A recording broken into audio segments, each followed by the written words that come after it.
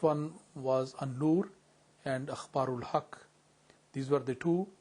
And apart from that, one well-known publication was started from Lahore with the name of Paygam-e-Sulah. And also a very important, and which still continues very prominently, that is Al-Fazl, which was also started from Qadian. One of the milestones of his Khilafat was the establishment of the first Ahmadiyya Muslim mission in England in 1914. The first Ahmadiyya missionary sent to London for propagation of Islam was Chaudhry Fateh Muhammad Sial. Hadhrat Khalifatul Massih wrote several scholarly works based on extensive research and deep study. Huzur wrote many books, Faslul Khitab, Nur-ud-deen. There are several others that he wrote. He once came to Hadhrat Masih Maud alayhi salatu wasalam and he said, Huzur, tell me, as we call it in Urdu, wazifa. Wazifa means that some way of making my God happy with me. And Huzur said the best wazifa is to defend Islam against the onslaught of Christianity. So you please write a book about Christianity and in defense of Islam. So Hadhrat Mulana Nur-ud-deen Sahib wrote that book, and it was published. It has been published several times. His autobiography is called Mirqatul Yaqeen, and it was published in 1914. Another booklet is Faslul Khitab fi Mas'alate Fatihatil Kitab. This book was written in 1879. The third book is Radd-e-Tanasukh. That was written in 1891. Another is Risala Diniyat, and it was written in 1906.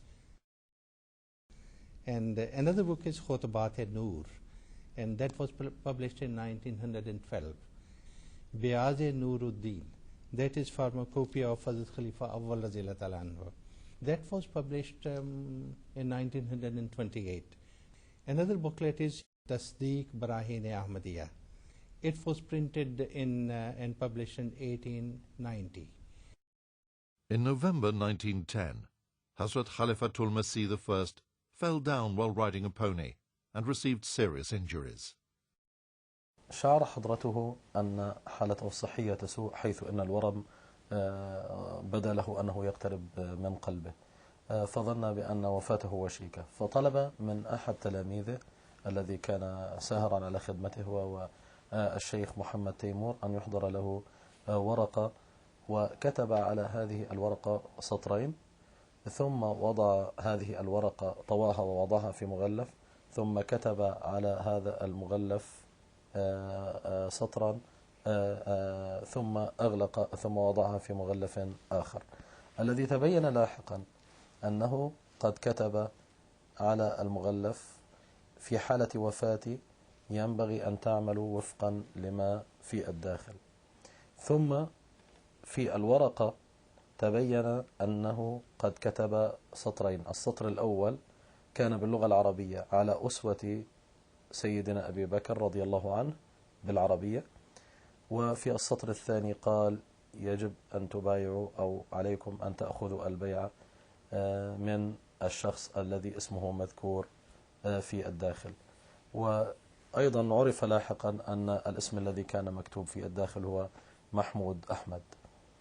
ولكن بعد فترة بفضل الله تبارك وتعالى تحسنت صحته، فطلب حضرته هذا المغلف من الشيخ محمد تيمور ومزقه وتخلص منه. On the 4th of March 1914, Hazrat Khalifatul Massih wrote his will with his own hand. It contained detailed counsel and instructions for the selection of his successor. He wrote, "My successor should be one who is righteous, popular, erudite, and of good conduct. He should overlook the shortcomings of and exercise forbearance towards the old and new friends of Hazrat Sahib. I was a well-wisher of everyone. So should he be. The lessons of the Holy Quran and Hadith should be continued." He handed it over to Maulvi Muhammad Ali and asked him to read it out to those who were present there. he directed a second and third time to read it out to all the people, and then inquired whether anything had been left out, to which Maulvi Muhammad Ali Sahib replied that it was quite right. He then put it in the custody of Nawab Muhammad Ali Khan Sahib. Hadhrat Khalifatul Massih I passed away on Friday, March the 13th, 1914, at 2:15 p.m. at Qadian. May his soul rest in peace. Over 2,000 members of the Jamaat converged in Qadian, and on the 14th of March, all the Ahmadis gathered at the Nur Mosque after the Asr prayer service. Hazrat Nawab Muhammad Ali Khan read out the will of Hazrat Khalifatul Massih I. Hazrat Mirza Bashiruddin Mahmud Ahmad was elected the second Khalifa of the promised Messiah.